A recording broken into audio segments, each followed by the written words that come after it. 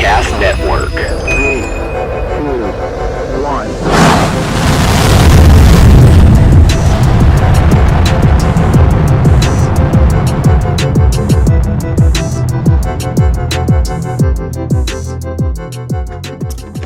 All right, folks, welcome back to another episode of the Apollo Hour. It's been a while. We're ready to be back. Today we're joined by Roosh Williams. You can find Roosh. You can find him on Twitter at Roosh Williams. You can find him on YouTube as Roosh Williams. Rockets with Roosh. His new show. His third episode dropped today. Check it out. We're here to talk Houston sports and whatever else we feel like talking about tonight. Let's dive into it, guys. What do you want to talk about first? Astros? Heartbreak Houston. Heartbreak Houston. Heartbreak Houston. Well, first of all, thanks for having me. Sure. I'm excited to be here. Big fan of what y'all do. Obviously, wearing the shirt. Yes, sir. Love the Astros watch parties, all that stuff. What you do on Twitter. So thanks for having me. It's tough to talk about the Astros, but I think we have to. I've kind of been like shoving it down in my brain. I haven't even gone there since pretty much like the 7th inning of Game 6. I was like, all right, it's over. So. Yeah. But how are we feeling? I'm disappointed, but at the same time, it was a good ride. I said it on Twitter. It's possible to be both thankful for what they put together, but also be kind of mad or disappointed that they didn't win the whole thing. Like you said, Game 6, we were there. Soler hit that home run 5 million feet. I don't even think it started to come down before it left the stadium. And it sucked the air out of that building big time. Garcia should have never seen the order another time that night. Yeah. 100%. Especially when you had a game plan of a bullpen game and you knew he was on short rest. You knew that. Granted, he was literally one pitch away from getting out of it. But that's what it always is, right? And it's easy to say that in hindsight, but like power hitter, Soler, obviously like it's game 6, do or die for the Astros. I just thought, and I'm not criticizing Dusty. I actually thought Dusty managed a good series. I did personally, too. We could talk about all playoffs too. Yeah, no, I thought he was great.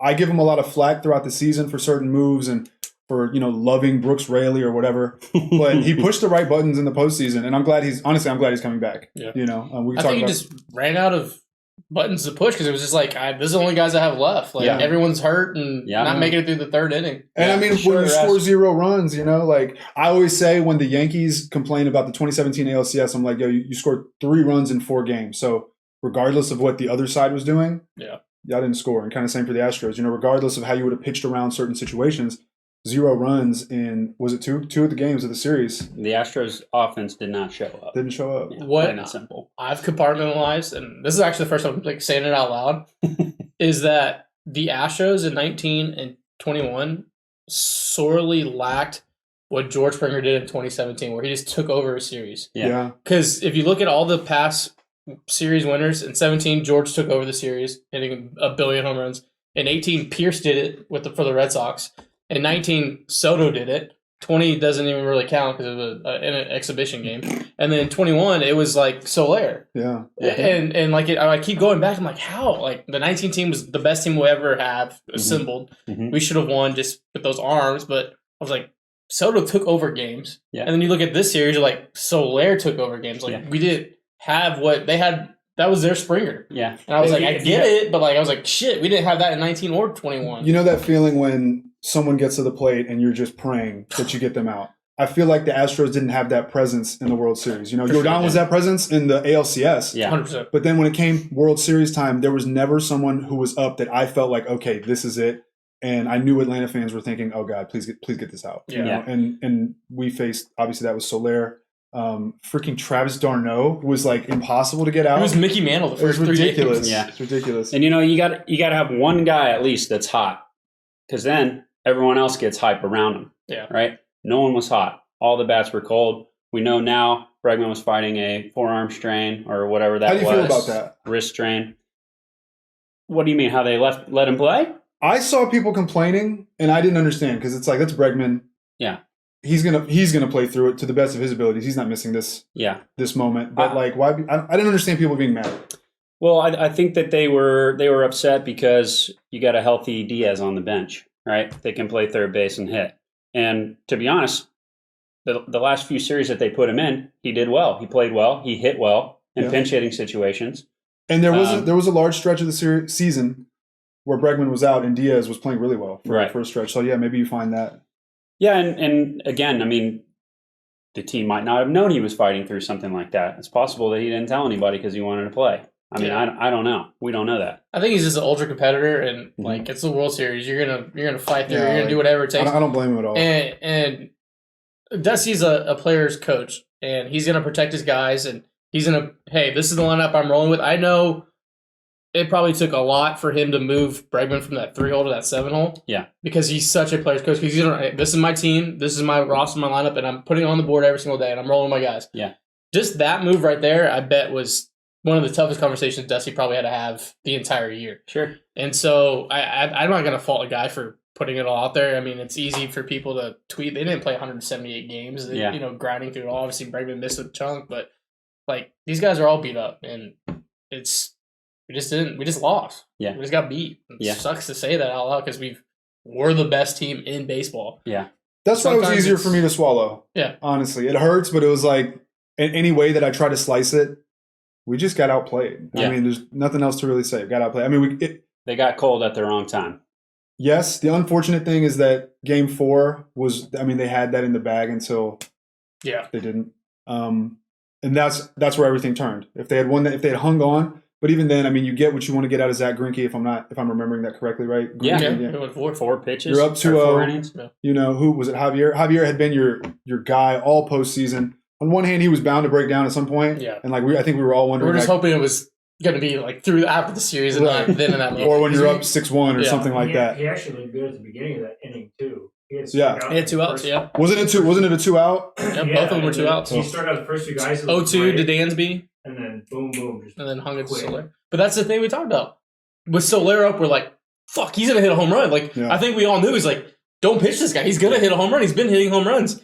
And then fucking hits a home run, and that's all she wrote. He does what he was supposed to do. Yeah. God damn. All right, so let's talk Carlos Correa. The Astros publicly offered Carlos 5 years, 160, 32 AAV, right? So there was another offer as well. From whom? KPRC. I think McAvoy had different numbers than those are Berman's numbers? That was Berman's numbers, yeah. McAvoy, I think, had 6 for 210. Okay.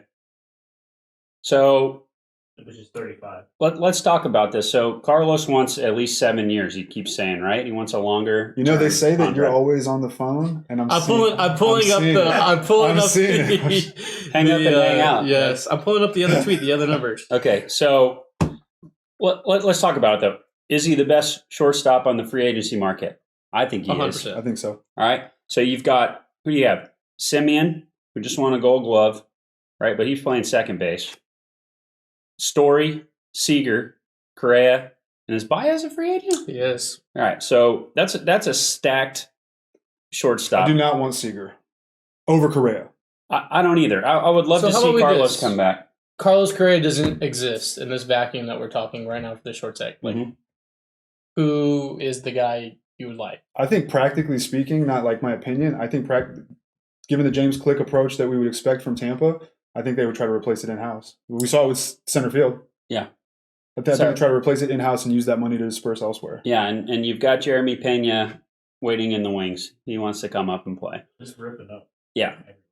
Yeah, and it's nuts. That being said, we saw today that Jake Myers had torn labrum in his shoulder. Had surgery today. I didn't see that. Yeah, so he had surgery today on his shoulder. I just announced it. Dude, I tore my labrum like 7 years ago, and what happened was it popped out and popped in and tore at the same time.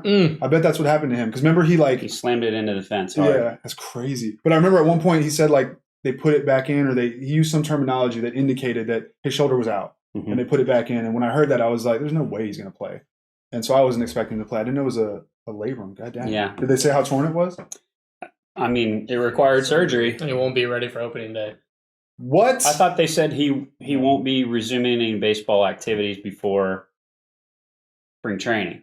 That's what opening day. He said he would not be ready by opening day. Oh, wow. Wow. Okay. So that's a long recovery time then. When I tore mine, wow. I'm not a professional athlete, but when I tore mine and surgery was an option, I did not get surgery. But when surgery was an option, I think it was a minimum 6 months, and then you start rehabbing and like getting the motions back if you do surgery. Wow. which I didn't do surgery. So it was his glove arm, though, right? It was his left shoulder. He throws lefty, so it's his throwing shoulder. No, that's not good. Yeah. So you're probably looking maybe the back half of the season to get Jake Myers. Wow. That's also an underrated loss, by the way, For sure. in the World Series. Like, had we had, Oh, he was hot. he He had pop.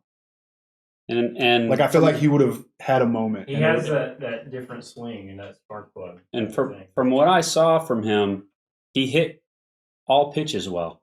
Yeah. And Yeah. so that's the kind of guy that you want in your lineup.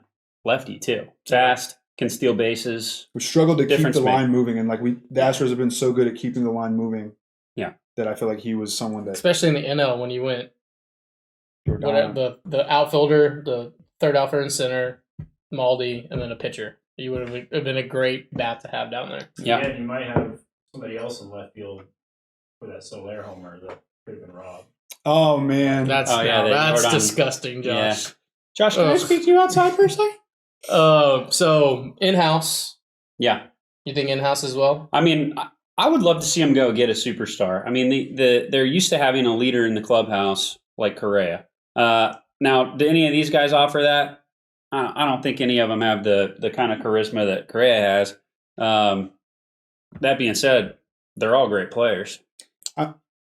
No, I agree. I think the big disconnect for the fan base is what he's meant to this city and what he does for this team as a leader and all that. On the field, if you just look at the numbers, you can replace that mathematically, Moneyball style. Yeah. It's those intangibles that is that worth $300 million? I'm not the one signing the check, but those are really big intangibles you can't really replicate Yeah. with a new guy coming in. It's part of the same reason that I'm glad Dusty's back. Right? Is they've battled through battling through things as a team matters, and it matters big time when you're one of the most hated teams of all time, right? Yeah. And like they've endured that together. That is part of what bonds them. And I've always said Altuve is the soul, but Correa is the heart. Like he's the heartbeat. Without him, That's a good line. the pulse could kind of go. And in those moments where like they need someone to kind of stand up and be like, hey guys, obviously if you don't know the facts, you know what to do. Like that attitude you can't replace. Bregman kind of lost his swagger, I feel like, over the last year and a half, like since the scandal, he's been like less, used to be very in the camera, very just like oozing,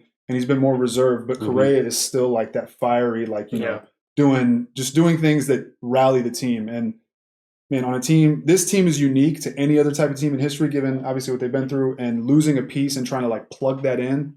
I just don't think it works the same. They'd be good, but Who is the leader next year? right. With Correa gone? And the thing is, like you said, he's the voice. I feel like everyone else has kind of just been leading by example on the field and just being a good player. But you need that asshole. You need that guy to be the villain and take all the grenades and get it. Dude. Look, get it on me. Don't Altuve's. He's gonna get booed still, but let me be this guy. Yeah. El Capitan, man. Yeah. Like, I mean, every team needs that. And if you, like you said, if you look around the lineup, Tucker, mild-mannered. Yeah. Brantley, mild-mannered. Altuve, polite, quiet, respectful. Yuli, mild-mannered. Jordan, mild-mannered. I mean, Bregman, like I said, kind of had that flair, lost it recently. Is he ready to – I don't think he's ready to step in and take those bullets the way Correa's done. So who is it? I mean, so can't replace that. Good question. The war for the available free agents. Thank you, producer Josh, for sending that over. His career award, Correa's at 34.1. Is that correct? Yeah. Golly. Story is behind him at 26.8. Simmons could be a stopgap, 25.8. He's great defensively. Great defensively. He's not going to hit. Yeah. Warriors defense. Javi's at 24.3 and Seager's at 21.3. So those are the guys that round that out for the potential free agents. Gotcha. But I did find the tweet from Randy at KPRC2. His numbers that he got was 6 years to 10, which was $35 million average for a year. That's what we said, Okay. Yeah. So 2 reports. Yeah, closer. A step closer. Closer. I think it would make sense to land somewhere in, we'll call it the 200 range. Hopefully on the right amount of years. What we are saying about is leadership worth $300 million? Maybe not, but I think it's worth, hey, throw him an extra year. Sure. And he's fiscally very smart. We saw in the interview, the Puerto Rican interview that Nori transcribed for everyone on Twitter, that he understands the taxes and the numbers that, hey, I can get 325 in New York, but I can get 250 in Texas because of that would be the equivalent. What's the AAV at shortstop? The highest right now? Yeah. Is it Lindor? It's Lindor, which was 34.1. So let's talk about that. Do you think Lindor is worth $300 million? Or did he fuck up the money doesn't market? Exist, bro. Like, just throw it. Who cares? I mean, just on Twitter, Mezzanine Queen brought up a good point. She said that Lindor being overvalued fucked the shortstop market up big time. Yeah. And you can even say Tatis almost too. Exactly. And all these guys are going to want to get paid like that because they're all great players. But there's just that intangible, man. He's battle tested. I mean, he's a part of a core four that has played the most postseason games together of any team. Yeah. You can't replace it. You lose one of those pieces. I don't know. Like, I want to capitalize on this window as much as possible because my main thing is basketball. My main sport has been basketball over time, and like those windows come and then they go. And when they go, you're never ever guaranteed to ever get close back to that again. And if you do, it could take a decade or two, literally. Look at the Braves. They owned the 90s. They literally owned the 90s and the early 2000s. They only got one title out of that. Mm-hmm. They had to wait 25, 26 years till this year to get a second one. Look at the Rockets, dude. Yeah. We're still holding on to 95. Yeah. And a hamstring, not to switch gears, but a hamstring ruined, it's been 26 years. And now look how quickly that window closed. Right. And now they suck, So, like, capitalize on this window as much as possible with this core group. They still have something to prove. What I worry about the most is, are they going to retain that hunger? Because when you're a great team, fatigue is easy, like you've been through it. You're just like, man, and every great team runs into that wall where they, no matter how talented they are and have been and how dominant they've been, they run out of gas. But these guys still seem hungry. Dusty's still hungry. Correa is like the guy. He's like, he's a lion, dude. Like, you need that. So yeah, I agree. Let's talk real quick about Justin Verlander and how he went out to throw for some scouts 4 days after the World Series. And he was pumping gas, 96, 97. Well, how do you guys feel about that? So, to bring context, there's a lot of people upset. He would have to have been cleared in August to then be on the postseason roster. It wasn't like that week's decision, like, we left Justin Verlander. No, like that decision had to be made in August. And you don't know. He's not throwing 95, 96 in August. Right. But he's further along than I thought he was. And that's why I was surprised to hear. Even so, when we're still down in the dirt after losing the World Series, not great. That did not make me feel great. I mean, he's 39 years old. They paid him $66 million over the past 2 years for 6 innings of work. He's probably not remaining on the Astros. They gave him a qualifying offer, 18.4. He's going to turn that down, right? 18 million is hard to turn down.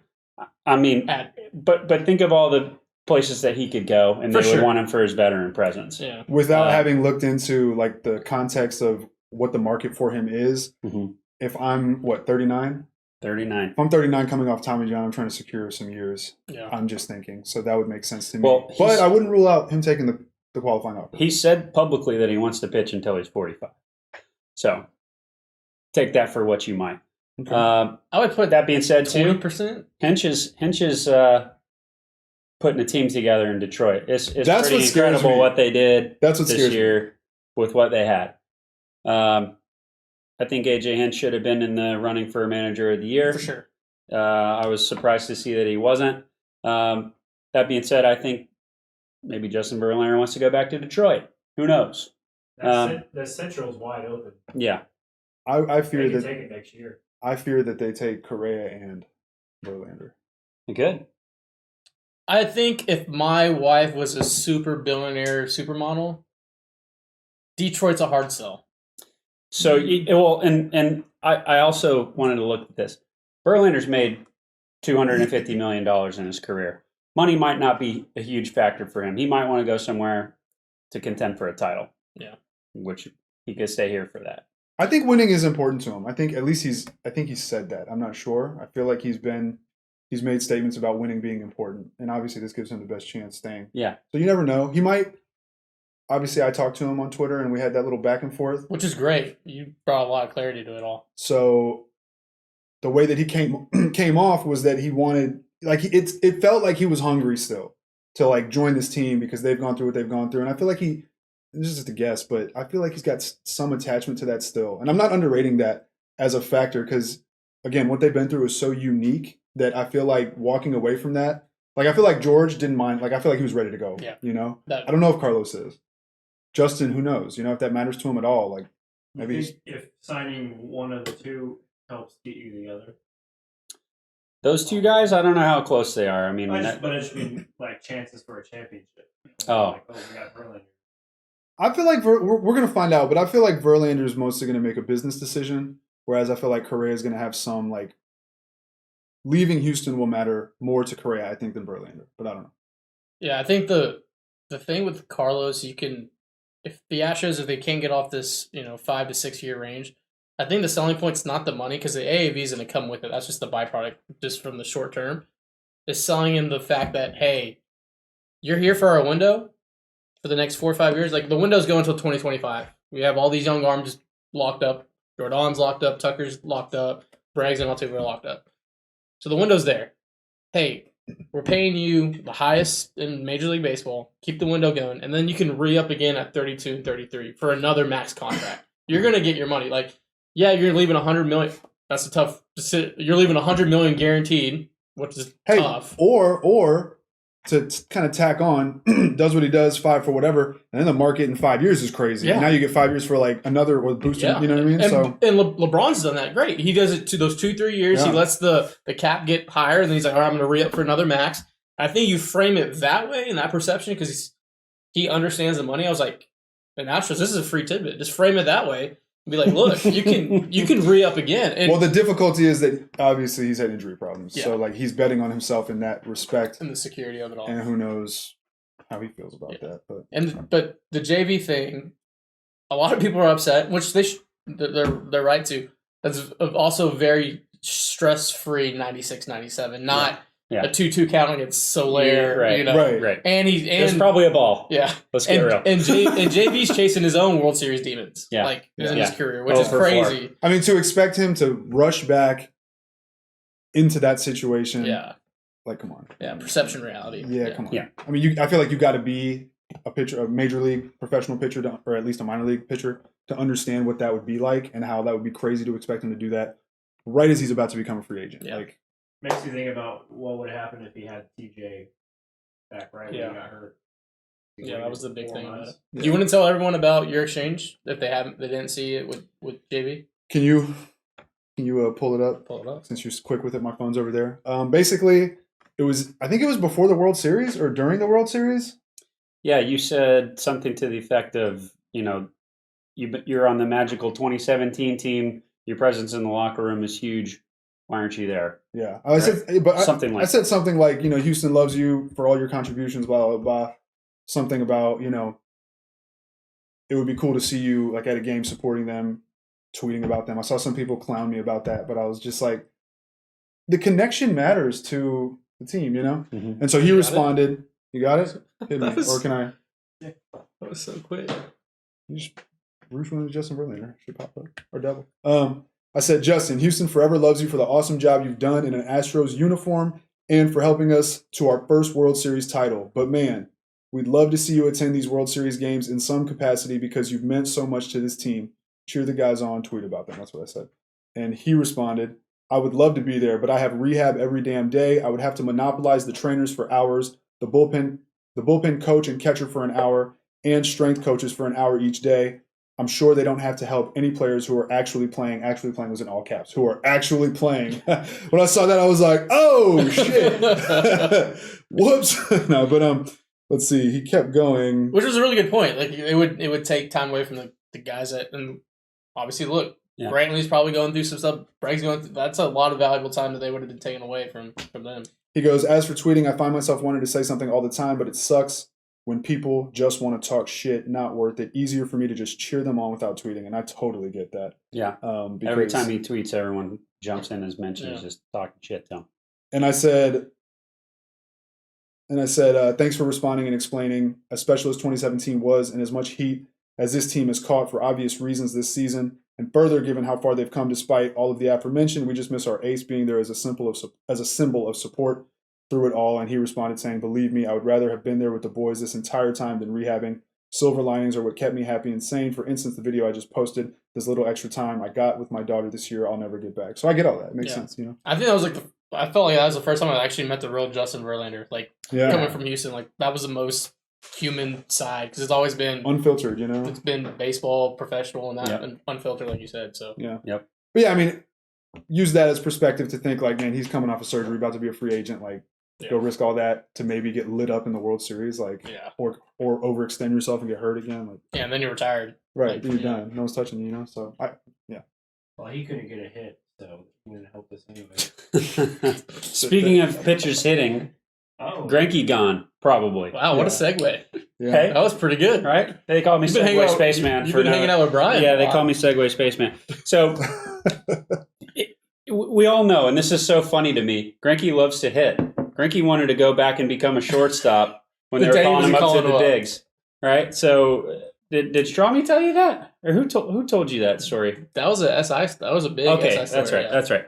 Okay, so we know that he wants to be on the 10-10 pitchers list. 10 home runs, 10 stolen bases, right? Yep. That being said, he slapped one 105 miles an hour opposite field in the World Series. Followed by, in the 8-hole, Maldonado, mind you, and then Maldonado gets a hit. And they wasted both of them. 2 on, 0 out. Yeah. And the guys that are supposed to drive in runs couldn't get anything done. I'm sending my therapist bill to you this week. I mean, I'm saying it like it is. So Greinke currently has, guess how many home runs he has? Career? Yeah. 9. Guess how many stolen bases he has? 9. Wow. He needed one more of each to get in his 10-10 club. So I'm thinking he's probably going to end up on an NL team somewhere. But the DH may be implemented, so it could be all for naught. I don't think he's going to be an Astro. I think it's... Yeah, no, I don't think he's an Astro. What do you think the market is for him? You know, that's a good question. He's adapted to the game well. So, I mean, if you remember early in his career, he was throwing 100. He doesn't do that anymore. He throws an 89-mile-an-hour fastball, and he throws an 89-mile-an-hour curveball in a different spot. He's changing the eye level of the hitters every pitch. So that's so stressful. His new starts has got to be just so mentally draining because he has to do all these different things. Well, he's got to empty his bag of tricks early. Yeah, and that's why he starts getting slapped around. Yeah. So I don't know. I think that he's got plenty of years left in him. 2, 3. I mean, he's been in the league since 2004, bro. That's bonkers. Crazy. That's the year I graduated from high school. So think about if I graduated from high school and I was still in the MLB now. I've seen you throw football. You still I can hum one. You can hum one. Yeah. Yeah, I think he's gone though. But I think the outlook in the future is good. Like you said, we've got a bunch of young arms locked up for a while.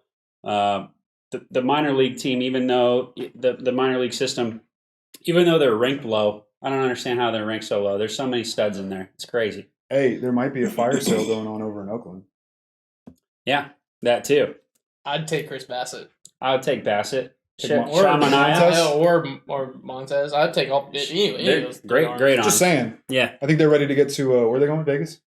Yeah. So that's what they're saying. And another point as far as next season goes, I was thinking about this.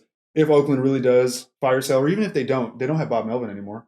So I think. Oh, he saw that sinking ship and got out. Got the hell out of there. So interesting, by the way, him in San Diego. That'll be fun. But so they're like resilient kind of mentality, identity. Maybe they aren't that like team that's just chasing our ass the whole season. And maybe if that happens, hopefully the Rangers still suck, and then we're just worried about the Mariners having their resurgence if it's real. The Mariners, I think, next year will have a better record than the A's. Yeah, for sure. I'm just saying we can win the division hopefully relatively easily. Yeah. Maybe. It might just be a terrible division except the Astros, which could potentially ease things up. Trout and Ohtani fully healthy. They still need pitching. Yeah. No, yeah. That was so funny when Fox tweeted that they had the Angels winning the West. I was like, what? Was that the easiest? That was the easiest bookmark you ever did, right? Yes. And you guys know me; I'm the bookmark boy. And that was. Who do they picked the Mariners now this year, right? They're for sure picking the Mariners. Nobody's gonna pick. But wouldn't it be the most Angels thing that everyone knows they need pitching, and they'd go give Correa like $400 million? Yeah, because I mean that'd be sick. Rendon, Correa, Trout, and Ohtani. But like Still no pitching, but $100 million offense. yeah, I would feel like because they just spent all like this last Major League Baseball draft, all they drafted was pitchers. They went 20 rounds and just went straight pitchers. Wow. And I could see the GM be like, "Well, we figured out the pitching thing. One of these guys are gonna Yeah. let's go throw Correa in the bag and burn their surplus of money." That would be the most Angels thing of all time. Yeah. What about Verlander over there? I could West see Coast. Verlander going to the West Coast. I could see him being maybe a Giant. Ugh. 2-3 years there. I don't. Hey, but there's some good arms on the market that I don't know the market like in terms of money, but I feel like there's some good arms that might not cost that much. Yeah, I think they can. They can. I was They thinking can more go so out for and the, get a deal. Yeah. I was thinking more so for the Astros, not for the Angels, but you know. No, yeah, I think the Astros can get. I mean, John Gray's there.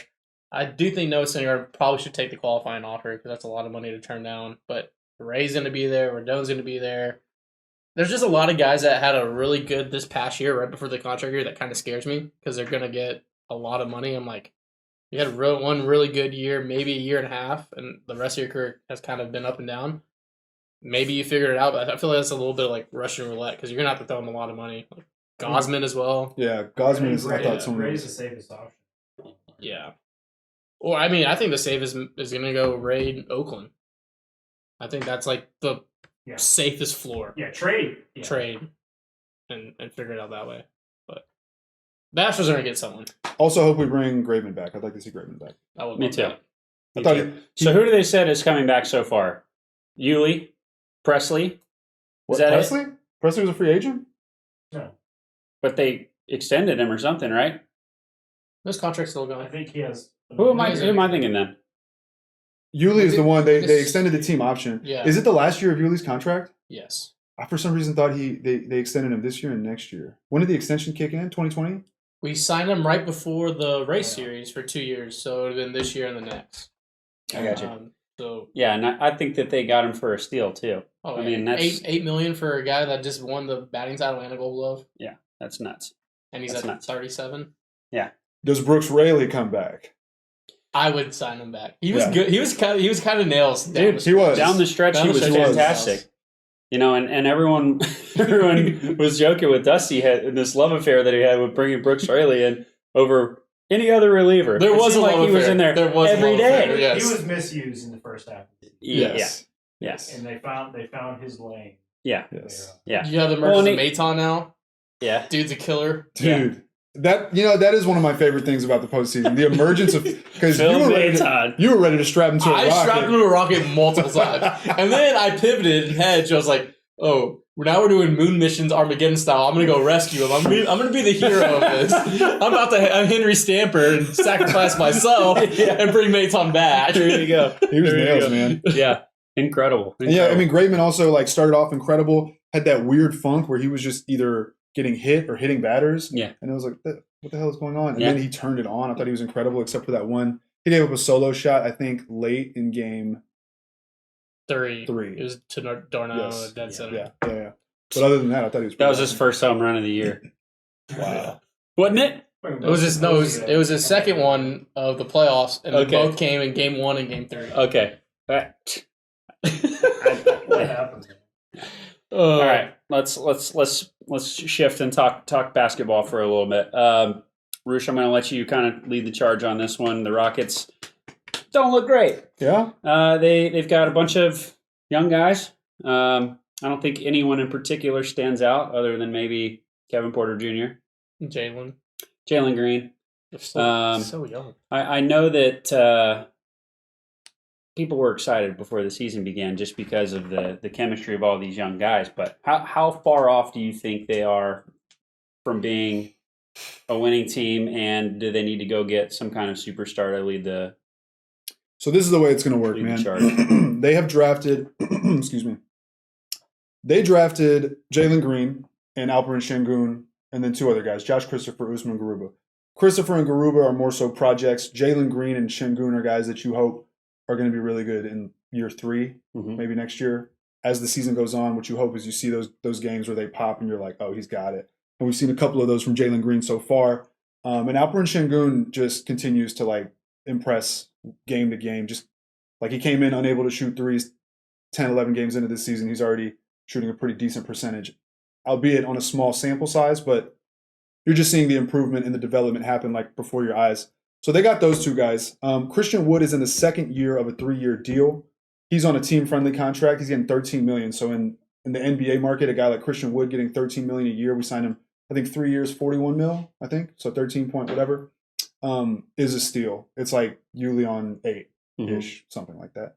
But there's a reason that was the case, though, because he popped off later in his career. But regardless, so he expires after next season. He's an expiring contract. And in the NBA, when you have an expiring contract, it's worth something because teams, if it's a player like Christian Wood that can help your team win, they're going to trade for that player and try to go on this run late season, and then boom, he expires. Or a team could just absorb his salary and then get it off the books the next year, right? They'll trade for him like mid-season, give you a pick or whatever so that they can shed some salary. So I say all that to say Christian Wood has a very tradable contract, and it would almost be financially smart and prudent, and just from a management perspective, it'd probably be the right move to trade him.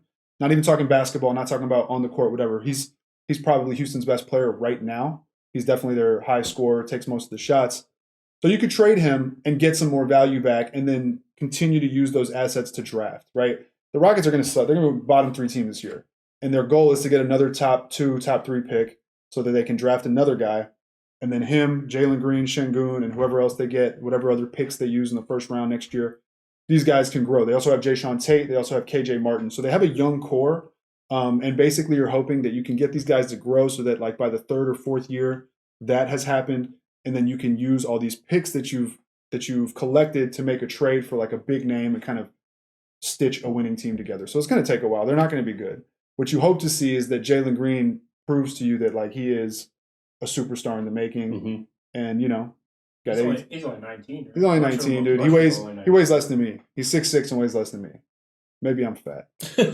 But I know you said earlier that the Rockets are your team, and I want to hear the backstory on that. But the Christian Wood, I did have a question. Is he more valuable this year with a year to go, or would it be right? It seems like there's basically the time to trade him is by the trade deadline this season. Okay. If you want to trade him. That team would get a full year, and then the half year of this year. Yeah, because he's on a bargain contract, so you could come get huge. If you have a team that's like just missing that Christian Wood piece, where they could benefit from adding Christian Wood without like going into luxury tax crazy or something like that, totally worth it to trade for him. What do you think his market value is? Obviously, the Rockets are paying this much. Ideally, what the Rockets would want to get back in that scenario is you don't want to take on like salary, so you're not trading Christian Wood, or maybe they would trade Christian Wood and someone else to get like someone on huge salary. That's a possibility, actually. You could trade Christian Wood with someone else.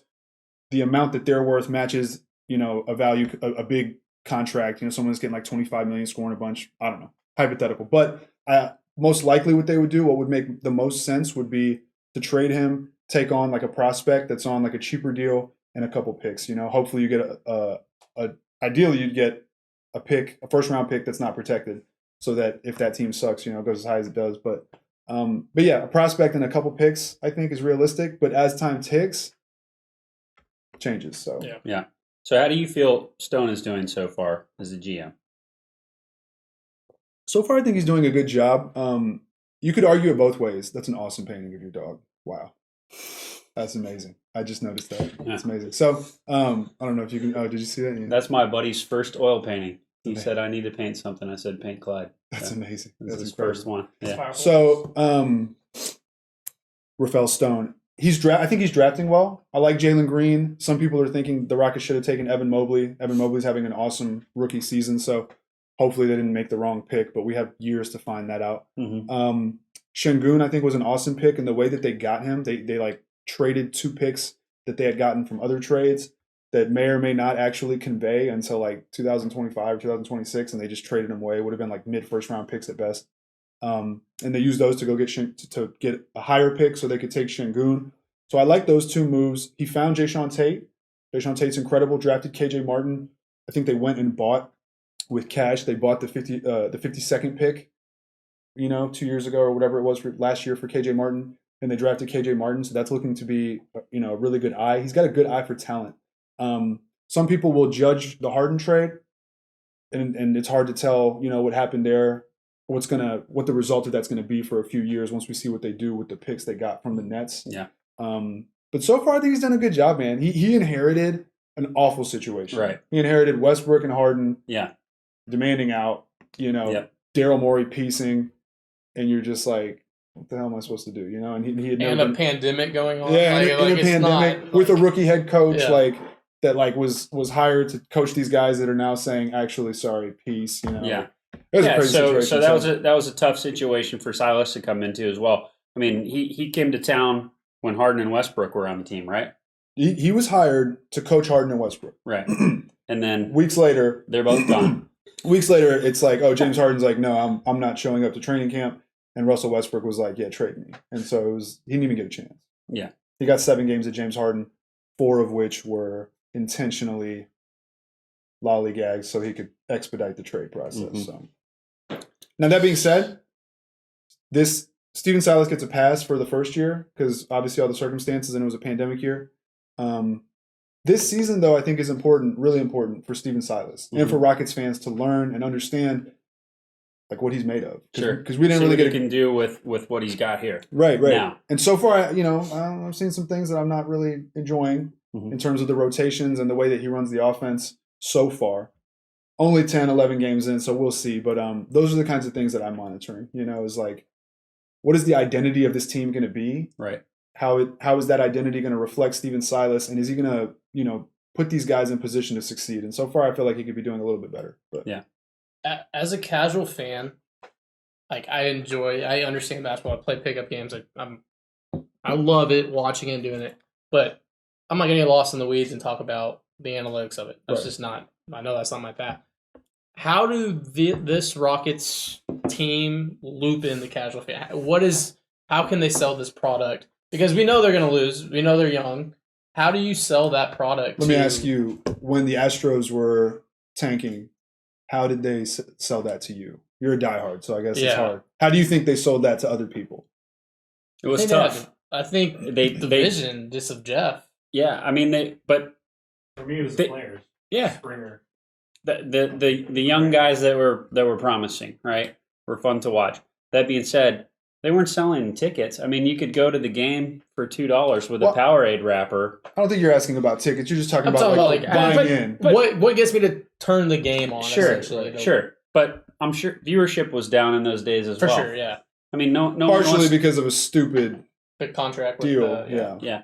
That too. But nobody wants to watch a shitty team. Yeah. I mean, the diehards do. The people that jump on the bandwagon during the good years jump right back off during the bad years. Yeah. And so I would say there's probably more Fairweather fans than there are diehard fans in the city. I think so. You have to like basketball. But I guess I would say, look, with this current team, they've got 4 kids that are 19.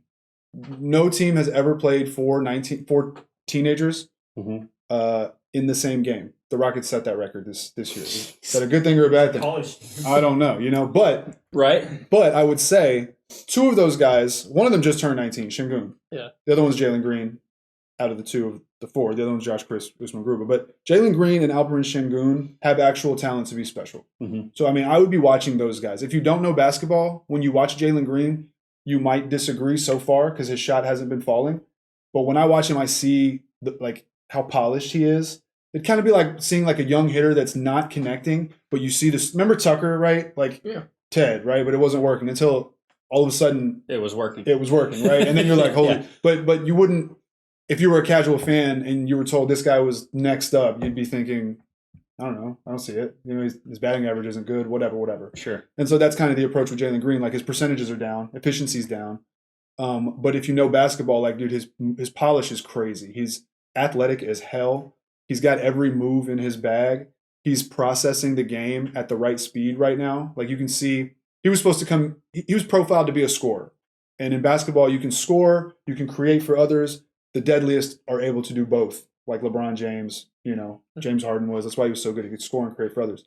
So Jalen Green is already ahead of the curve right now in terms of creating for others. And he's running pick and rolls. He's able to find like passes. And that's really encouraging. It's like, oh, this kid might be a superstar if he puts it all together. He's still light. He's 19, 6'6", 180, I think he came in at.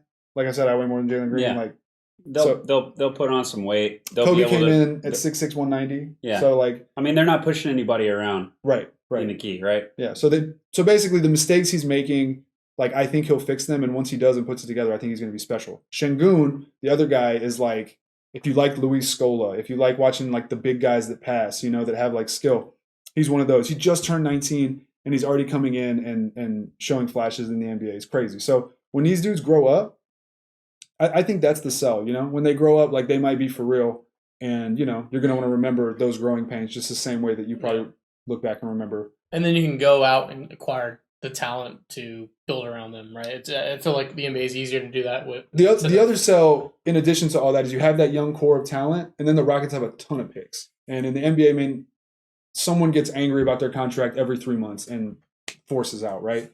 And if you have, if the timing is right and you've already drafted and acquired other pieces that you put in place to grow, and then all of a sudden, like Phoenix went and got Chris Paul, right? The Phoenix Suns had Devin Booker and DeAndre Ayton. Devin Booker is a comparison in terms of play style to Jalen Green. Jalen Green could become Devin Booker. You could draft other pieces or whatever. The other pieces might grow and give you a presence, and then you go get that veteran. For the Suns, it was Chris Paul. For someone else, who knows who it is. But it could be like that superstar that's 31, that's available, drops 30 a game, like a Damian Lillard. Yeah. Not that I want them to do that, but that type of thing. Okay. And so they have, I think, the second most or the most draft capital. I think the second most draft capital in the league. So they got a ton of picks armed throughout the years. Like, hopefully the timing is right. Hopefully they push the right buttons, drafted the right kids, develop them the right way. And then when the timing is right, they cash those picks in and bring somebody big and kind of create, hype again. So I love that. You're not impressed. No, I know. I see the vision. I'm just when I'm sitting there, I'm like not gonna. Oh, the Rockets are playing Steph. Okay, I'll watch that game because I'm gonna go. I want to see Steph put up 35 on 15 shots, whatever it is. Mm-hmm. But I'm gonna watch the Rockets, and I just want everyone watching and listening just what should get them fired up to watch and tune in. So that was my. The short of it is they have potential superstar talent that they just drafted that are rookies. So if you like that, one of them is extremely athletic. Sometimes he dunks the hell out the ball. So the short of it's superstar potential talent, and then hopefully picks to like turn it around overnight in year 3. And that's a product you can sell and go to the games. Like I'd be excited to go to the game to watch. I know they're probably going to lose, but I'd like to see Jalen take over a game and do that and watch them for, like you said, cheap tickets, cheap price. We need to get down there. Let's do it. You remember when the Rockets traded for Harden? Do you remember that? Yes. Rockets trade for Harden. I remember at the time I was like, I don't know. And then we extended him as soon as we got him, and I was like, damn. So I guess we're like putting our faith in this guy. And then he came out in that first game and dropped like 39 and then 45, and I was like, oh, okay, all right, tight. This is the guy, Yeah. So he was 23 when that happened. Jalen Green's 19. So like maybe in 4 years we get that moment from Jalen Green, and we're like, yes, But this time we drafted him instead of trading for him. So. Yep. All right. Should we even talk Texans? Is there anything to say about the Texans? I took some notes. What's the notes? You went to the game recently. You went to the game? Oh, you went to the game. You did. I saw did. That. So I've been to 2 Texans games this year. I went to the one that they won. Okay. Week 1. Okay. Since week 1, they have lost 8 in a row. 5 of those games. They're going to win this week, though. It's the bye week. You can't lose. You can't lose against the bye week. 5 of the games, of the last 8 games, they have put up 9 points or fewer. One of them was a shutout against the Buffalo Bills. A shutout in football is embarrassing. Way more embarrassing than any other sport. I don't think anyone's probably ever been shut out in basketball. That would be embarrassing. Getting shut out in baseball is embarrassing. Getting shut out in football, get the fucker in field goal range. They can't even do that. You can't make it either. They forced 5 turnovers last week and got 9 points only off of it. All right? They suck. They're terrible.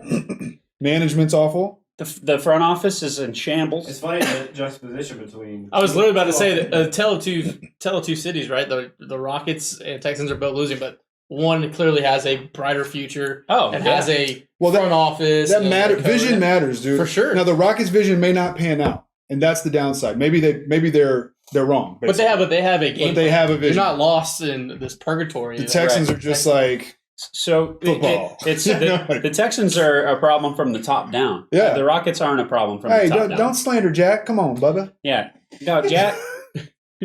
Talk. It's the most tone deaf guy in Houston, and he's basically got his hand up Cal McNair's ass, running him like a puppet out there in public. And this is Allegedly.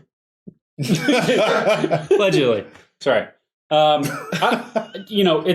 We're laughing about it. They're a joke. Yeah. It's sad. They're a professional football team, and they show no promise.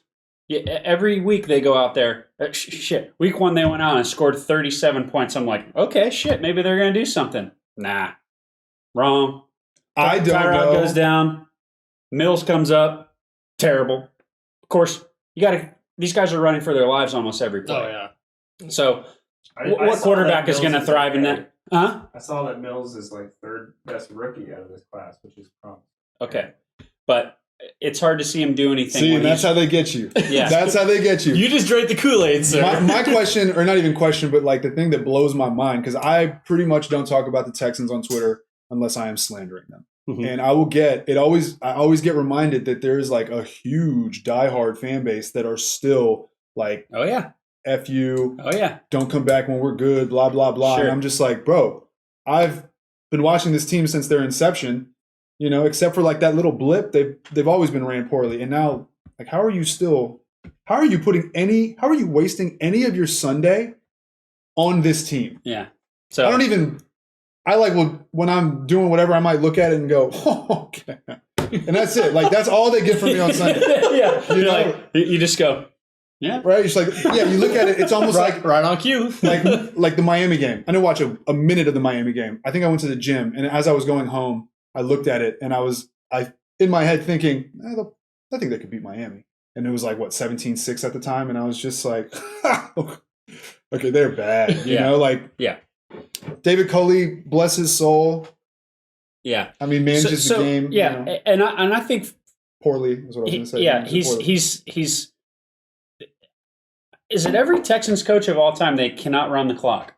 They cannot manage the clock. I think a lot of that's NFL, like in general too. Okay. But there's been a president with Texas. Did Kubiak have an issue running the clock? I can't remember. I mean, not as much as Bill O'Brien did. That's for damn sure. So I think Bill O'Brien has single-handedly scarred football for me.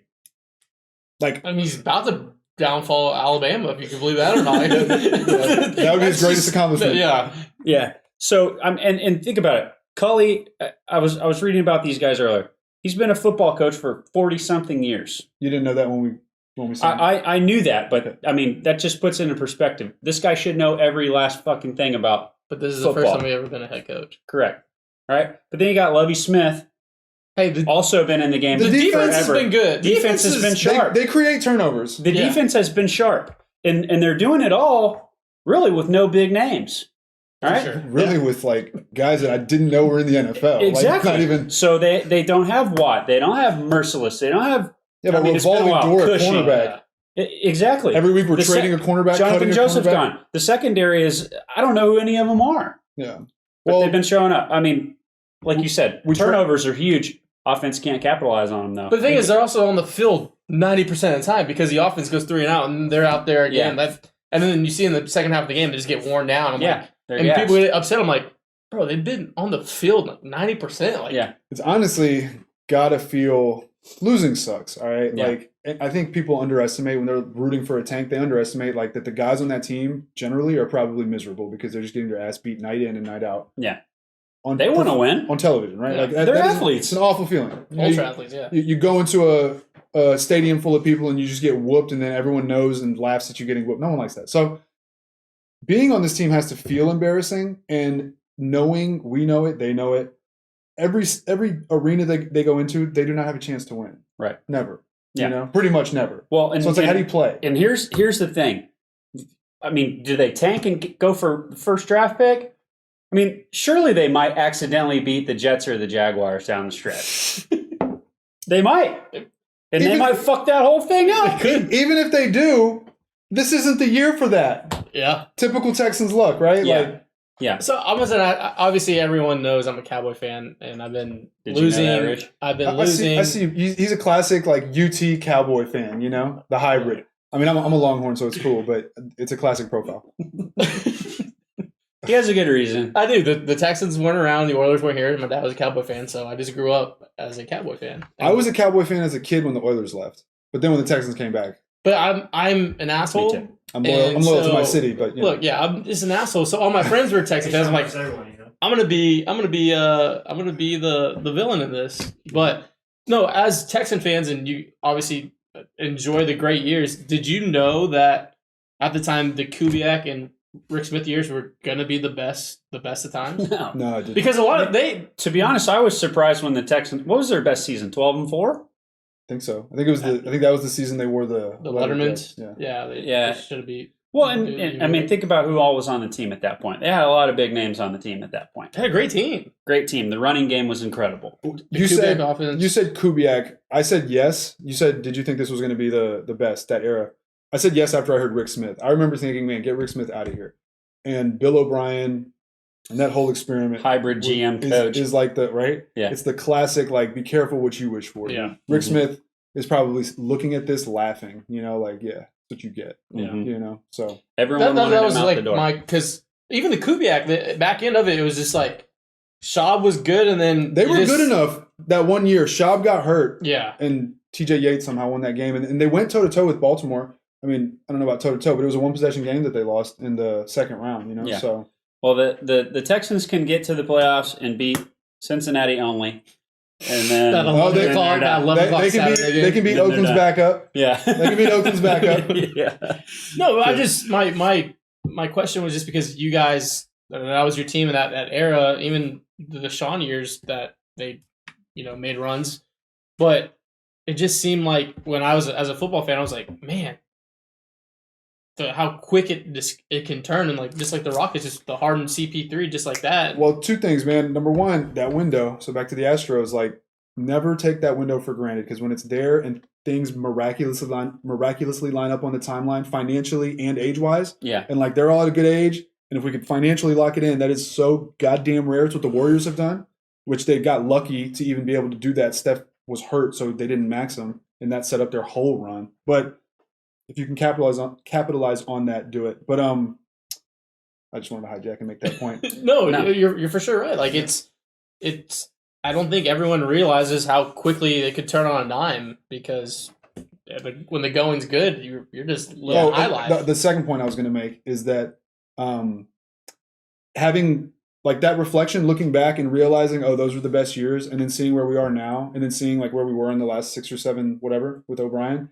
It almost feels like when this hasn't happened to me personally, thankfully, knock on wood, but when you leave like a partner and then you just get into a shitstorm and you're like, damn it, I blew it. You know? So you're asking about the confidence in the team. That's why I don't know how there's people that still care. After going through all that and looking back and being like, yo, the best we had it was Schaub, who was probably should have been a backup for his career for the most part. He was good. Schaub regularly threw for like 400 plus yards. All right. Okay. I did love that. He got shit on a lot. I will take because he was stuck in quicksand back there and he couldn't move in the pocket, but he could throw bombs. That was very generous. And they that was very dude, generous. I'm telling you, I used to go to almost every home game, and every first series he threw a fucking bomb to Andre Johnson, and half the time, maybe more than half the time, it was a touchdown. I love the script. First play of the game. I love the script. It was always like a zone to Foster, a zone Play to Foster, action. and then a play action, just bomb. And I was like, this is a script Run, for every run, single pass. Yeah. Kubiak offense, you know? Yeah. But so okay, I'll take that back. Fine. I'm wrong. But the fact that Matt Schaub is the best quarterback in franchise history is like, damn, dude. Yeah. Well, and I mean, Like, if we we had don't to even rank- really need to get into what the quarterback situation is with the Texans right now. Yeah, I mean, they had their guy and don't anymore. Get out of town, homie. I've never seen somebody that was so beloved and so talented and like anointed straight up turn on a city for no reason. Yeah. For no reason, no fault of the city. Yeah. It's crazy. I mean, he wanted out 1 year into his deal, and this was before all the nah, dude, he bullshit. wanted out like 90 days into his deal. Yeah. So And he cried when he was signing that deal. Yeah. Oh. Yeah. All right. Let's get to some of the questions that the Twitter folks sent in. I'll just go down the list. The young Garza asks, what does your dream Astros offseason look like? Dez, I'll start with you. Robbie Ray, Kendall Graveman, Yimi Garcia, and Carlos Correa. Fucking spend all the money. Yeah. Money doesn't exist. It's a fabric of our imagination. In 5 years from now, Bitcoin could be $1 million. I don't know. Like, money doesn't exist. Like, just pay it. It's a number on a screen. It doesn't matter. Yeah. It doesn't matter. Just lock them up, and if the window's closed, trade them. Someone will get a young 32-year-old Carlos Correa. Sure. Fuck it. Sure. Money doesn't exist. Roosh? Correa. I would like JV to take the qualifying offer. That'd be sick. Would be ideal, I guess. Yimi, bring Yimi back. Graveman, bring both of them back. Yimi was huge. He had some bad innings, but he was huge in the playoffs. And then just go get another arm, dude. Rodon. If we have the money for it, I don't know if we do. Yeah. I want Stanek back. Yeah. Stanek's a free agent? Yes. Yeah. He was on a 1-year deal, so we need Stanek back. Yeah. Okay. So all of these promising arms that got us through the postseason in the bullpen. Wait, so no Brooks Raley? No, I would love to have. Dude, honestly, he's old though. He's old. So what? He was the best lefty-lefty matchup he was nails. that we had. And to be honest, in a lineup like Atlanta, they got 4 lefties in their lineup. That's huge. Yeah. He's a vet. He knows what to do. I would love your to southpaw is showing. Your southpaw love is showing right now. But hey, are you a lefty? Oh yeah. Oh, depends on the left. Yeah, okay.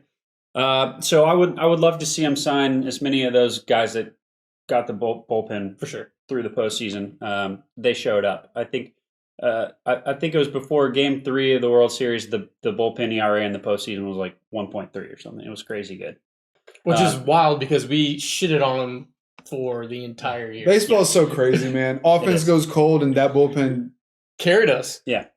So, Mayton, dude. Yeah. Mayton was wild. Yeah. Yeah. Love that guy. Yeah. Love him. Love big him. fan. Just the deadpan Dexter. People were tweeting. I think you may have tweeted this, and I may have liked it, that you wouldn't put Phil Mayton on the playoff roster. I did say that. Yeah, and I was like, correct. Update. I did say, I was like, he has the stuff. Like, Dude. he needs a year to get with the Astros, and this was in his bad stretch. I was like, we should probably leave him off the October roster. And then he was nails. And then I made this serial killer thing, and everyone was catching on. I was like, hell yeah. And then someone was quote tweeting me on that. I was like, you know what? I'm going to get ahead of this because Michael Scott said, if there's a crisis, you want to alert the press and let them know. Yeah. So I was like, I'm getting ahead of this right now. Yeah. I was like, I was wrong. You were wrong. And the 3 days between the regular season and the offseason or the postseason, they tightened it up. Magic with them. They tightened it up. Figured it out. Well, didn't you see he developed a new pitch? Yeah, what they that's call it? out They of call it nowhere. The sweeper. Sweeper. Yeah, the sweeper. That's the Astros philosophy. And so, and you didn't know what the man was thinking. He went out there stone cold the whole time. We did see him smirk once on his way off the mound, and we're like, okay, he's not a robot. But to finish up, what else I would like to see the Astros do is you need at least one ace in Houston. How long is Lance McCullers going to be out? We don't know yet. We haven't heard the extent of his strain. Well, everything they said is that they were optimistic that it needed 6 to 8 weeks and wasn't an Was extended- it weird to y'all that Tags did that outlook for the 22 rotation, and his first draft he left Lance off? The article was the 6 guys that could be the ace for the Astros next year. It was Framber Luis, Odo, Jake, and Javier, and didn't mention Lance. And then they went back and edited and added Lance McCullers. I was like, that doesn't bode well. That's that doesn't weird, sound right? good. Tags wouldn't make a mistake like that. That Right. was just, and obviously Talk Radio was all on it today. I didn't know but that information, and it was weird. I don't like that you told me that information because Yeah. now it's in my head. Now I Yeah. got to go look into Yeah. this. Fuck you, dude. No, I was also going to say something that really affects the Astros offseason that they will not be able to replace, at least not, the same, and kind of falls in the same vein as Correa's leadership and presence and all that, is Brent Strom. Yeah. Strom being gone. You can find a talented coach or whatever, but I'm scared that losing him may I guess we're going to find out how much of it is like the Astros and how much of it was him himself. And, you know, because we just kind of got to the point where we thought any pitcher we acquired would, boom, give him to Strami. And, you know, and he did. He did. So, you know. Well, I think that the two assistant pitching coaches they're fantastic. Mitchell and Murph are great. Yeah. So I think the pitching staff is in good hands. I think the biggest thing with Strom, and I think you're right, is like when we got to talk to him for the 30 minutes on the pod, it was just how much baseball knowledge we weren't even doing it in person. You could feel that aurora of just him knowing baseball. Like he's forgotten more baseball than we'll ever consume in our entire life, and I think that goes a long way, but the way he was able to translate, and I think it worked because he was the pioneer of taking the new analytics and still have that old school way and applying it. But I think Murph and is it Mitchell? Josh? The other guy? I think it's Mitchell. The other guy. I think them being kind of disciples and learning from him for the last 3 years, I think will be good because I think it's caught up. Like, people know how to explain the analytics and the old way now, but he was just the grandfather of it. I hope and now so. the game is caught up, and I think learning from it, like Josh Miller. Miller, that's what it is. I hope so, man. Seeing him cry, that was rough. Broke my goddamn heart. I was like, shit, man. I mean, that's going to be a tough one for sure to replace. All right, the Bobby Dazzler asks, who's your favorite Astros backup catcher, Tony Eusebio or Hank Conger? For me, it's got to be Hank Conger, dude. Congerbot. Dude, did you see the video that he ran for class president or something? And there's a video that is the most potato quality thing that you can ever find on YouTube. And it's like him running for class president. It was like basically a sketch comedy. Was it really? You got to find it and watch it. It's hilarious. That's hilarious. It's hilarious. Yeah, So Congerbot. Conger. I actually, everyone loved Eusebio growing up, right? Mm-hmm. I hated him. Just the contrary to Everyone loved him, right? Not me. No, because I was a fat little kid and I saw Eusebio and he was just fat. But the Walt Weiss play where Walt just makes a miraculous play and they throw out the guy at the plate with Eusebio up, I was like, if Eusebio wasn't fat, he definitely would have got a hit. That was in my mind forever. And then I grew up, I was like, oh wow, he hit the shit out of that ball. Walt Weiss just made a hell of a play and threw him out. But for the longest time, I was like, if he wasn't fat, that ball would have gone through. It was not even a great baseball opinion. It was just me as a child. I was like, he was fat. If he wasn't, that would have been a base hit. We would have won the game. Yeah. And so, sorry, Tony. If you ever want to come on the pod, I'll say I'm sorry about that. But it's got to be Conger. I love Conger. Conger was fun. He did. He was a clubhouse guy. And he's great on Twitter, too. Yeah. Great. All right. Nate in the H. This question is for Roosh. It says, who on this Rockets team is still on the team 2 years from now? Oh, yeah. Good question. Shit. I don't know. I would say Jalen Green out 2 years. I think he said 2 to 3. 2 or 3? 2? We'll say 2. Yeah. Jalen Green, Şengün.